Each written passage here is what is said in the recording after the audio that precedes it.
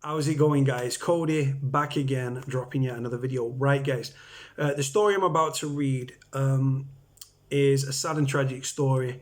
It's about a suicide that tragically took place in September of 2016.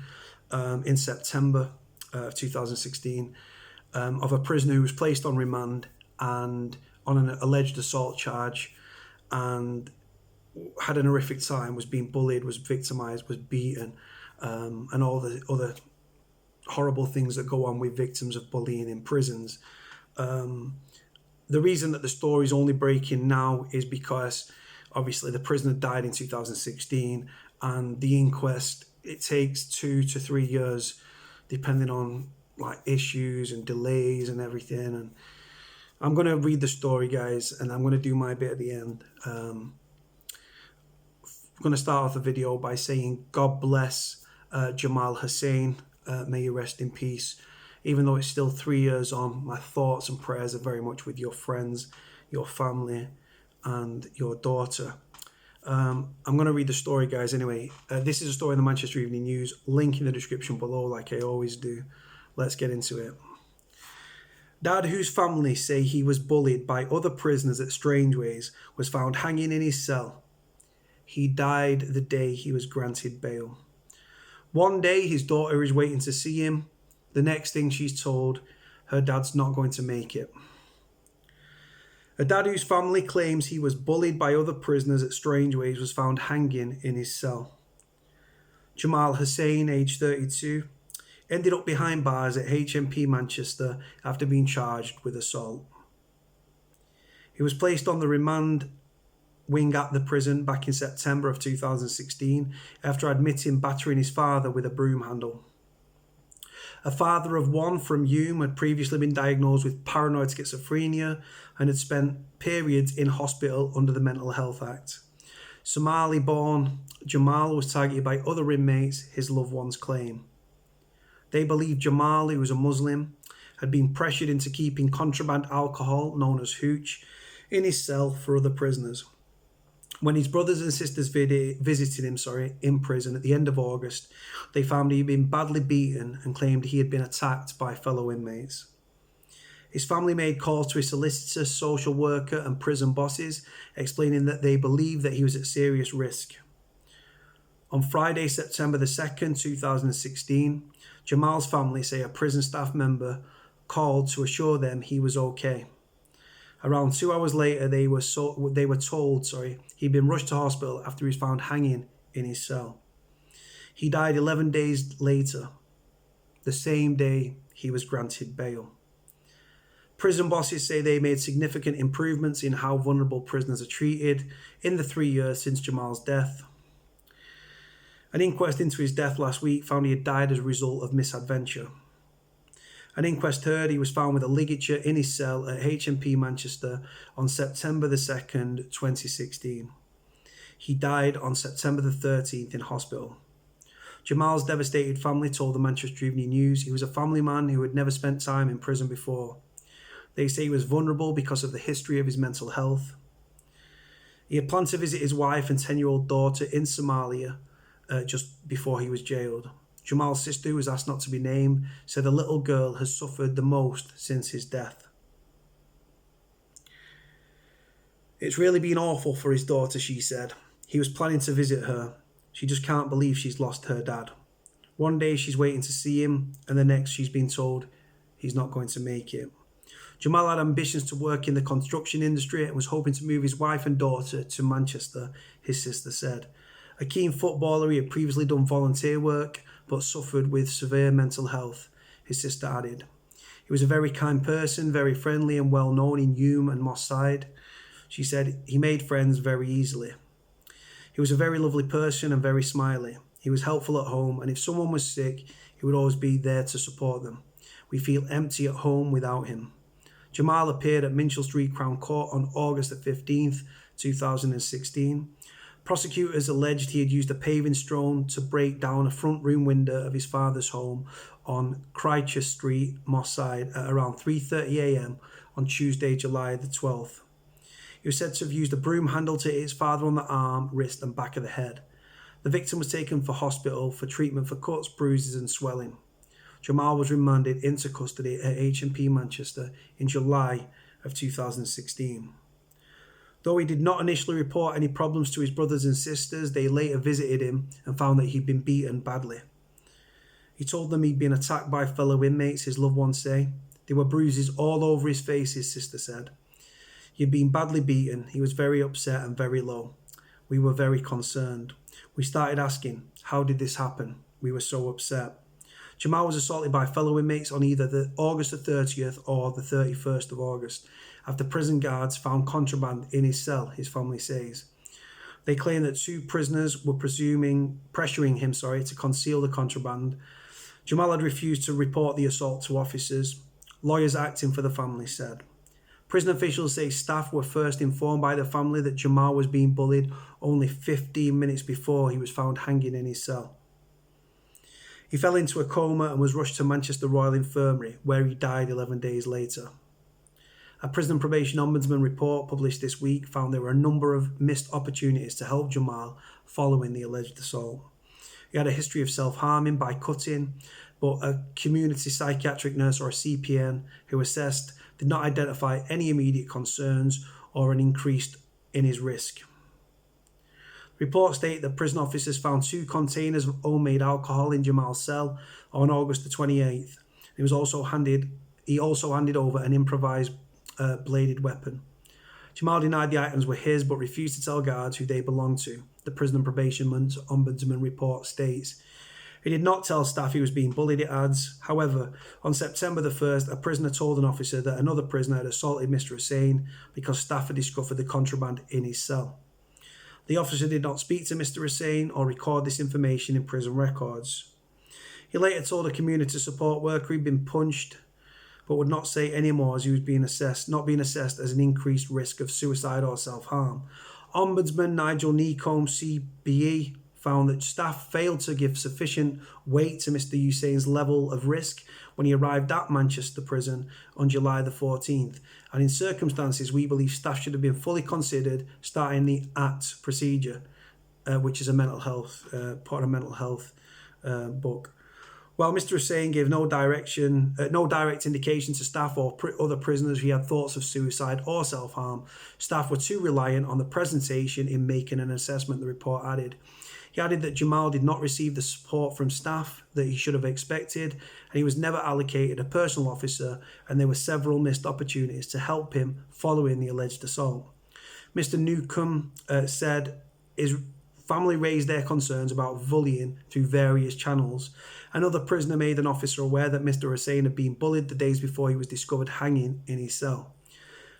On the day Mr. Hussein was found, the officer spoke to him and, despite seeing a bruise on his face, did not investigate further or begin violence reduction measures. The psychiatric nurse also spoke to Mr. Hussein a few hours later before he was discovered, and though he told her that somebody had punched him in the face, and she did not inform prison staff. Family members say they had begged for Jamal to be moved out of Strangeways. In a statement released after the inquest, the family said, "As a family, we still miss him dearly, and we grieve for his loss. However, his young daughter is the most impacted by his death, and she's very far away from the rest of the family." Their solicitor, Kelly Darlington of Farley, described Jamal as a vulnerable and says he was struggling with his mental health.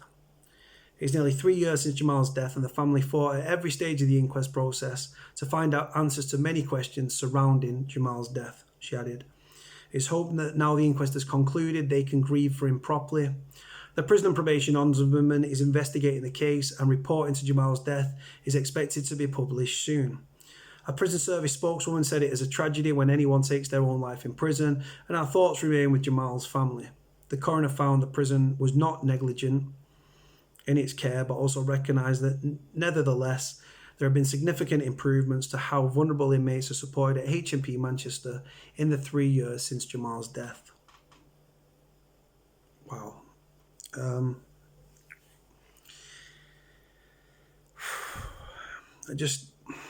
You've got to think, guys, right? This is time and time again, right? Year in, year out, prisons and up and down the country.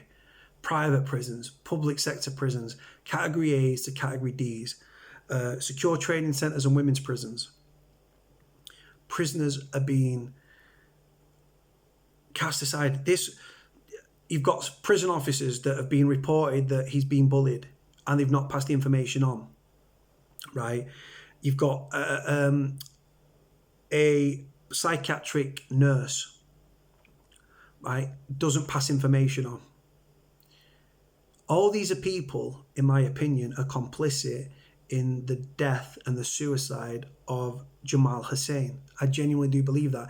Anyone that had knowledge of the incident and that didn't pass it on, right, they should be held for corporate manslaughter. They should be charged. They are, like I say, you've got to think, right, again, another mentally ill man leaving prison in body bags. Now, people that go to prison with mental health issues, if someone's been in a psychiatric unit before and they've got a long history of mental health, right, and he's been remanded for assault, right, with a broomstick, right, which is just unbelievable. You know what I mean? This man was mentally ill, and that might have a lot to do with the fact of he attacked his father with this broomstick and everything and broke the window. Obviously, he's mentally ill, and this took place at 3:30 in the morning in Moss Side. But mentally ill prisoners should not be in prison. It's as simple as that. But when you go to prison or you are remanded into custody, your medical records, your history, your mental health history, your medical history doesn't follow you through the gate. And the fact he'd been in psychiatric units before, this is a man that had he had to being remanded into custody is nothing more than a holding charge for me. Like I say, what was the risk there, really, honestly? Mentally ill prisoners that has been sectioned before shouldn't go to prison. If they need to be held in detention, a hospital order should be made, and these people should be sectioned. But like I say, what is the point, guys? We talk about mental health in prison. We talk about mental health, right? What is the point in having psychiatric nurses evaluate a man to say there's no heightened risk, there's no risk of self-harm, and there's no risk of suicide? I ask you. The prisoner goes on to hang himself. He wasn't even placed on an ACT book. An ACT book is a mental health assessment thing where they regularly review you and stuff like that and sit down with you, and you see mental health services are inadequate in prison. And what flows from that? Self-harm, suicidal thoughts, and suicide. And it's happened again. Like I say, this is a story that's taken 3 years for the family to get to the end of, with the inquest that was obviously held. 3 years, guys. Unbelievable. But you might as well not have mental health clinical, like these psychiatric nurses in prisons, if they're just going to come along and think, yeah, there's nothing wrong with him, he's fine. He obviously wasn't fine. And he didn't grasp, because obviously there's severe consequences for anybody that grasses whilst in prison. You had another inmate who obviously turned grass, telling a prison officer he's being attacked, he's in danger. That prison officer kept his mouth shut. They get off on this sort of stuff, a lot of prison officers. Not all prison officers, but a lot of them get off on it, right? And they are complicit and have contributed, in my opinion, to the death and the suicide of Jamal Hussein. I genuinely do believe that. Now, like I say, you've got a mentally ill man goes to prison, looks to be quite of a small man of small stature. He's got severe mental health problems. He's been diagnosed as a paranoid schizophrenic. He doesn't think like you and I. He's thrown into a cell. They might have placed him at high risk, which means he'd get a cell to himself, or they might have placed him in a double. Sounds like potentially he was placed in a single cell. And the guy strung up. I don't care what the race, religion is, sexual orientation, gender. I don't care, right? When somebody's in prison, unless it's a sex offender, child murderer, a rapist, or a paedophile, I genuinely feel sorry for general population prisoners. And like I say, this is a kid, you've got to remember, right? 11 days later, he was granted bail. On a bail application, on a JC, Judge in Chambers, he was given bail. The day he should have been leaving prison, he was in hospital and he died in hospital 11 days after he was found. Just found on the 2nd of September 2016, died on the 13th of September 2016. The prison, it's the same old bullshit from the prison. Oh, since this has happened, there was no, the inquest found there was no, let me just go back to the section. Let me just go back to the section. That there was no the coroner found the prison was not negligent in its care. Guys, this is why these inquests and these prison probation ombudsmen are fucking useless. They all piss in the same boat.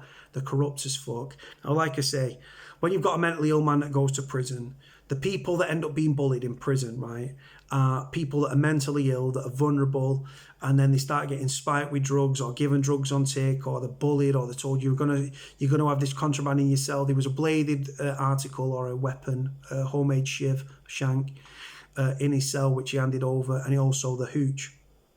As a result of that search, he ended up getting a kicking from the prisoners that had forced him to have the hooch in his cell.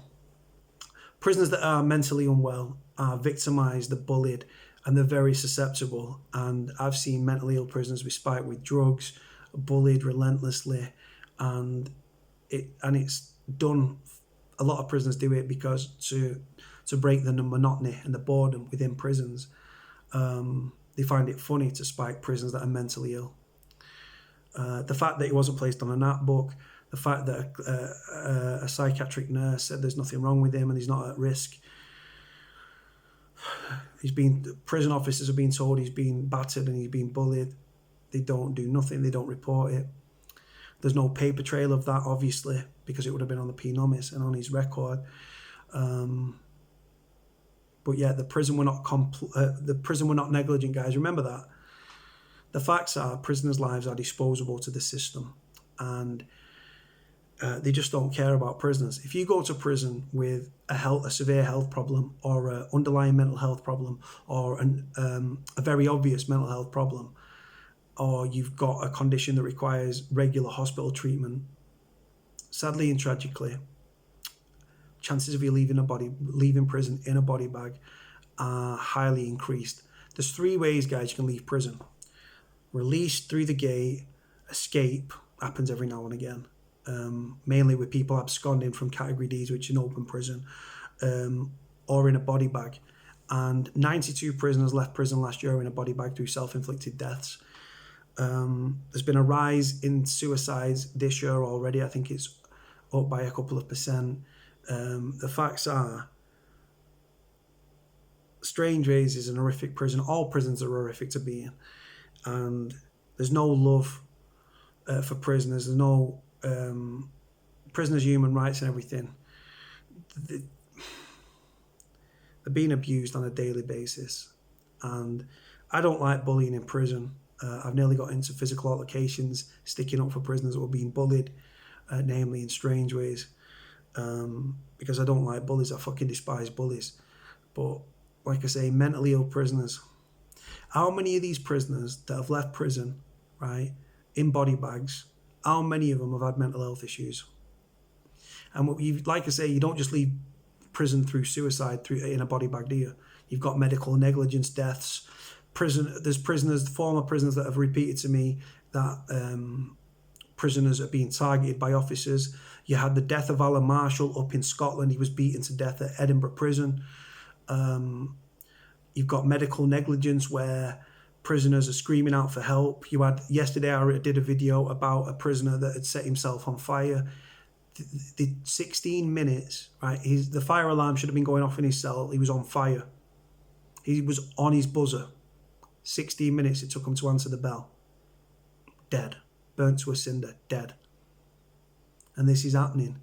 These self-harm things, they're happening more and more. We're seeing record levels of violence, record levels of self-harm, record levels of nearly suicides. We're on par to get record levels of suicides And like I say, if this was a care home or a mental health unit, they'd be getting fucking closed down. But the prisoners, aren't we? We're on the, we're in the gutter, guys. We're in the gutter, and we might have committed an offences, but we deserve humane treatment and human rights. And we're not getting, like I say, barely getting human rights. Do you know what I mean? But they're getting breached day in, day out, guys. Don't get it twisted.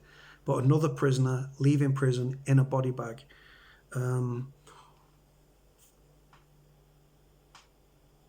Strangeways has a lot to answer for, guys. But again, this is Jamal Hussein. God bless him. May he rest in peace.